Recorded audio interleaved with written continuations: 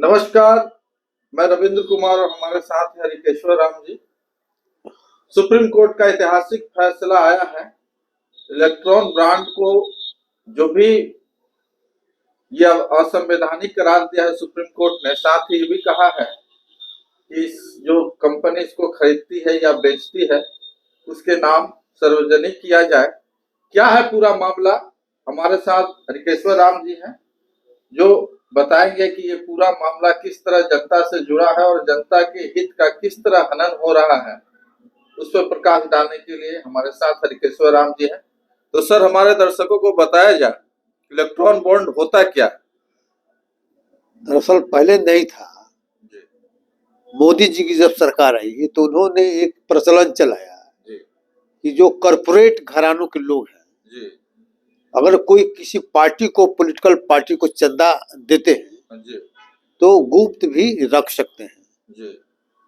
और गुप्त सिर्फ आम लोगों से गुप्त रहेगा, जिसको जो देने वाला जानेगा और लेने वाला जानेगा, ठीक है, और दूसरे लोग नहीं जानेंगे, ठीक है। और इसको सूचना के अधिकार के तहत भी नहीं लाया गया, उसे बाहर रखा गया कि ताकि दूसरे को पता नहीं चले कि कौन कॉर्पोरेट घराना किस पार्टी को कितना चंदा दिया, ठीक है। ये टोटल में आएगा कि कॉर्पोरेट बॉन्ड से, कॉर्पोरेट घरानों से जो इलेक्टोरल बॉन्ड है उससे कितना कितना किस पार्टी को पैसा मिला, ये पता चलेगा। लेकिन किस कॉर्पोरेट घरानों ने किस पार्टी को कितना चंदा दिया, गुप्त चंदा, ये पता नहीं चलता था। ये दो ही आदमी के बीच में रहता था। तो सवाल पैदा 3-4 चीज हुआ। इसको सुप्रीम कोर्ट ने देखा और कहा कि ये जो है ना असंवैधानिक है। सुप्रीम कोर्ट तक ये मामला कैसे पहुंचा? वही मामला गया, चूंकि उसके विरोध में लोग थे, उन्होंने सुप्रीम कोर्ट में गए कि इलेक्टोरल बॉन्ड जो सरकार ने जो जारी किया और कानून बनाया, उस कानून के खिलाफ लोग गए। अच्छा। तो उसमें स्थिति ये बनती है कि देखिए, इलेक्टोरल बॉन्ड से जो पैसा राशि आता है तो उसका इस्तेमाल कहाँ होता है? चुनाव में, वोटर्स को प्रभावित करने में, ठीक है। और वोटर्स जो वोट दे रहा है उसको मालूम ही नहीं चल रहा है कि किस पार्टी को कौन घराना ने कितना पैसा दिया। तो इसका मतलब कि वोटर्स के साथ विश्वासघात है। पॉलिटिकल पार्टियां, चाहे जो भी कानून जो है, जो वोट दे रहे हैं उनके साथ विश्वासघात हो गया कि ये नहीं जान पा रहे हैं कि हमको किसको वोट करना चाहिए। आपने पैसा के बल पर, जो गुप्त चंदा हुआ उसके बल पर आपने किसी को प्रभावित कर दिया। तो ये जनता के साथ, जनता को मालूम नहीं होने दिया कि पैसा आपका भ्रष्टाचार का पैसा है कि सही पैसा है, ये कहां से पैसा आप लाए। तो अगर गलत तरीका से कोई पैसा आता है, अगर रास्ता गलत है, अगर साधन गलत है, उसको मान लें कि जो रास्ता पैसा गलत हो गया तो साधन भी गलत हो जाएगा ना। सर, एक सवाल उठ के यहाँ आता है। हाँ, कोई कॉर्पोरेट घराना किसी पार्टी को चंदा दिया, हाँ, गुप्त रूप, हाँ, सरकार उस पार्टी की बनती है, हाँ, तो ऐसा सरकार नियम ला सकती है कि उस कॉर्पोरेट घराने को फायदा हो, लाभ मिले? नहीं, वही तो मैं बता रहा हूँ। अभी आगे तो जो है, ये तो एक तरह से सरकार का जो हुआ नियम, कहीं ना कहीं पूंजीपति लोगों को फायदा पहुंचाने और आम जनता का जो हक और अधिकार है उसको गिरवी रखा गया पूंजीपति के। सबसे बड़ी बात यह है कि इससे बड़ा भ्रष्टाचार दूसरा कोई नहीं हो सकता है। इसकी इसकी जांच होनी चाहिए। अब देखेंगे कि कॉर्पोरेट घरानों से जो पूंजी लोगों को मिल रहा है पॉलिटिकल पार्टियों के, तो सबसे ज्यादा किसको मिलेगा? जो सत्ता में है उसको ज्यादा मिलेगा, जो सत्ता में नहीं है उसको कम मिलेगा, नहीं मिलता है। मतलब समझिए कि जितना पॉलिटिकल पार्टियों को चंदा आया है, टोटल 11,000 कितना करोड़ का मान लेके आया था, तो उसमें 50% से ज्यादा अकेले बीजेपी को आया, इसलिए कि बीजेपी जो कि सत्ता में है। तो सत्ता में आए तो ये जांच एक और होना चाहिए कि जो सत्ता में लोग हैं और कॉर्पोरेट घरानों से गुप्त चंदा लिए हैं, तो उसके लिए गुप्त तरीके से क्या उसको लाभ पहुंचाया है। मान लीजिए कि कोई भी आदमी सत्ता पक्ष को क्यों देता है, हाँ, आखिर क्यों देगा? कमजोर पार्टी को क्यों नहीं देता है, जी, मजबूत पार्टी को ही क्यों देता है? इस उम्मीद में ही देता है ना कि जीतेगा तो मेरा काम करेगा। एक बात और नोट कर लिया जाए कि जो भी बॉन्ड मिला है सबको, हाँ, वो सभी पार्टियों को मिला है, किसी को ज्यादा मिला है, किसी को नहीं, कम। लेकिन ज्यादा किसको मिला है? जो सत्ता में है, हाँ, सत्ताधारी है, उसको ज्यादा मिला है। और जो सत्ता में नहीं है उनको भी मिला। मिला, लेकिन कम मिला है। क्यों मिला? उनको उनको चांस है कि हो सकता है कि भी सत्ता में आ जाए, बिल्कुल सही सर। वो भी सत्ता में आ जाए। हाँ। और जो सत्ता में है तो उसको ज्यादा नहीं रहा है, लेकिन जो सत्ता में नहीं भी है उसको भी जिसको उम्मीद अगर लगा है कि नहीं, ये आदमी सत्ता में आ सकता है, जी, तो उसको ज्यादा दिया। आज जो लगा कि एकदम में नहीं आएगा तो उसको एको पैसा नहीं मिला। अच्छा, ठीक है। हाँ, तो कहने का मतलब है कि जिससे लाभ पहुंचने के मान लीजिए कि संभावना नजर आई, उस पार्टी को अधिक से अधिक चंदा दिया गया।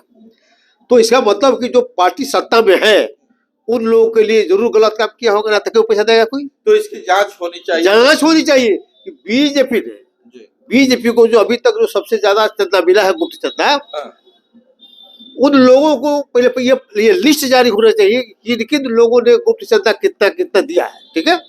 और उसके एवज में केंद्र सरकार ने उसको किस तरह से लाभान्वित किया है, जी, बिल्कुल। ये जब तक जांच नहीं होगा तब तक पता नहीं चलेगा। लेकिन अगर जांच सही हो जाएगा तो पता चलेगा कि कितना भ्रष्टाचार से कितना मान लें कि ये लोग डूबा हुआ है। तो छोटी छोटी भ्रष्टाचार नहीं है, इससे बड़ा कोई भ्रष्टाचार नहीं हो सकता है। इसलिए इसकी जांच तो निश्चित रूप से समझिए कि केंद्र का अंतर्राष्ट्रीय स्तर से मान लें करा लेना चाहिए, क्योंकि जो सत्ता में रहेगा वो क्या जांच करेगा। सर एक सवाल और होता है कि सर अगर सत्ता वाली पार्टी की जांच और बाकी लोगों को जो मिला है, हाँ, वो भी किसी न किसी तरह से लाभ पहुंचाने के फिराक में थे, उनकी भी जांच होनी चाहिए। ना उनकी भी होने, सबका जांच हो। हाँ, लेकिन मान ले कि जो मान ले कि सत्ता में नहीं रहा, हाँ, और उसको अनुमान में दिया होगा कि भाई भी सत्ता में आएगा तो हमको करेगा, हाँ, हाँ, तो सत्ता में आएगा तब लोग कुछ गलत किया रहता, जी, तो गलत तो जांच किया नहीं तो होगा। होनी चाहिए सर। जांच तो होना चाहिए कि मतलब इलेक्टोरल बॉन्ड जो भी जिसको मिला, हाँ, इसका मतलब कि गलत मंशा से ही इतना ज्यादा राशि मान लीजिए कि इलेक्टोरल बॉन्ड की तरह कोई देता है। हाँ, तो इतना बड़ा इलेक्टोरल बॉन्ड के राशि जो मिला, हाँ, तो उसने क्या क्या किया, जी, उसके किस तरह से लाभ पहुंचाया, जी, इसकी जांच होनी चाहिए। जब तक ये जांच नहीं होगा तब तक इसका भ्रष्टाचार का पर्दाफाश पूरी तरह से नहीं हो पाएगा। सुप्रीम कोर्ट जो फैसला की है, जिस तरह से मांग रही थी 13 दिनों में हम लोग को डिटेल दिया जाए और क्या तो क्या। सुप्रीम कोर्ट तो ये कहा कि आप चुनाव आयोग को दीजिए, जी, चुनाव आयोग को दीजिए कि आपको कहां कहां से कितना कितना पैसा मिला है, जी, और चुनाव आयोग उसको आम लोगों के लिए प्रकाशित करे, जी। बताए कि देखिए किस पार्टी को कितना कितना चंदा कौन कौन घरानों ने दिया है। ये सही है, लेकिन जनता का जो हक मारी हो रहा है, हाँ, जनता के पक्ष में प्रभावित हो रहा है उस चंदा से, जो सरकार का हाँ, फैसला हाँ, है, हाँ। जो प्रभावित हो रहा है, हो सकता है प्रभावित हो या नहीं भी हो। नहीं, प्रभावित तो होगा ही ना। हाँ। अगर मान लीजिए कि टोटल जनता का ध्यान जो है, हाँ। सरकार का ध्यान जनता के प्रति होता है, हाँ, तो मान लीजिए कि जनता का लाभ मिल लगता। जी, लेकिन अगर उस राशि को आपने कॉर्पोरेट घरानों को दे दिया उसके एवज में, हाँ, तो उतना राशि तो उधर चला गया। मतलब आपने एक तरह से घूस लिया, और घूस के बदले में उनको आपने पैसा मान लेके सरकारी तंत्र का दुरुपयोग आपने किया। ये जो सब जो कानून बना सर, कहीं न कहीं चुनाव आयोग के नजर के अंदर की बात है। सब कुछ है, लेकिन चुनाव आयोग को आप क्या कहना चाहिए? चुनाव आयोग जिस तरह से लोकतंत्र पे जिस तरह से चुनाव आयोग इसमें मान ले कि सही रोल नहीं भरा है। हाँ। अब तो अगर रिजल्ट आएगा, अब मान ले कि लिस्ट छपेगा, उसके बाद इस चर्चा जरूर होगी हाँ। कि भाई इतना पैसा आपने क्यों दिया, ठीक है, आपको क्या लोभ था, क्या लाभ हानि हुआ, और सरकार ने इसमें क्या क्या किया, वो तो पता चल जाएगा ना कि किसको कितना छूट दे दिया। आप देखोगे कि फलाना को इतना मान लीजिए कि कर्ज माफ कर दिया गया, फलाना को कितना कर्ज माफ कर दिया गया, तो अगर 2000 करोड़ दिया होगा और 10,000 करोड़ उसको माफ कर दिया। तो ये इस जांच का विषय होना चाहिए कि इससे भ्रष्टाचार का पता चलेगा, और इससे ज्यादा अकट डूबा हुआ भ्रष्टाचार दूसरा नहीं हो सकता है। कई पार्टियां इस विषय में आवाज नहीं उठाई, सब बेईमान है तो कहाँ से उठाएगा? क्या लगता है विपक्ष को इस बारे में आवाज उठानी एकदम चाहिए? आवाज उठाना चाहिए। लेकिन आवाज नहीं उठा। छोटी छोटी पार्टियां को तो और आवाज उठाना चाहिए, उसको तो एक को पैसा कोई नहीं दिया है, जी, ठीक है, उसको तो एक पैसा नहीं दिया ना। बड़े बड़े लोगों को दिया, बड़ी बड़ी पार्टियों को दिया है, सत्ता में जो लोग हैं उनको पैसा दिया है, तो वो पैसा का पूरी तरह से दुरुपयोग किए है ना। तो खर्च चलिए, बस इतना ही मान लीजिए।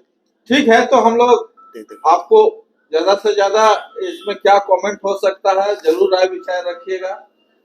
आशा करते हैं कि आप जरूर अपना राय विचार रखिएगा। मैं रविंद्र कुमार और हमारे साथ हरिकेश्वर। जय भीम, जय भारत, जय संविधान।